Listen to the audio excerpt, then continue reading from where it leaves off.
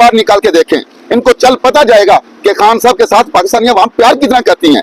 ये एफआईआरों से ना वकील डरती हैं ना पब्लिक ने डरना। इन्होंने जो पहले ट्रायल कर रहा था ट्रायल हो गया, अब जो अवाम है वो खान साहब के साथ खड़ी है। और इंशाल्लाह ताला जो आज समाअत हुई है सफर केस के हवाले से, तो अल्लाह ताला पे हमारा पूरा उम्मीद है और खान साहब भी अल्लाह ताला पे या का नाम तो वही का नस्ताइन। अल्लाह ताला ने हमारे लिए ये जो मुसीबत रखी थी पीटीआई के लिए और खान के लिए, और इंशाल्लाह ताला ये वक्त मुश्किल वक्त कटने वाला है और इंशाल्लाह इलेक्शन से पहले खान साहब बाहर होंगे। इंशाल्लाह इलेक्शन से पहले होंगे और इलेक्शन भी खान लड़ेगा और इंशाल्लाह खान साहब बाहर आगे इलेक्शन लड़ेंगे, जो दिल करता कर लें। लेकिन हमें उम्मीद सुप्रीम कोर्ट से भी है, अपने आइन से भी है, इनके जो हथकंडे हैं इनसे नहीं हम डरने वाले। और इंशाल्लाह मैं आपको ये भी बता दूं, आप झंडों वाली बाकी बात कर रहे हैं तो जल्द अज जल्द बहुत जल्दी ये पाकिस्तानी अवाम भी निकलेगी, झंडे भी पीटीआई के आएंगे, पीटीआई के नारे भी लगेंगे और पाकिस्तान जिंदाबाद के नारे भी लगेंगे, इमरान खान जिंदाबाद के भी नारे लगेंगे। ये वक्त करीब है, दूर नहीं है इंशाल्लाह।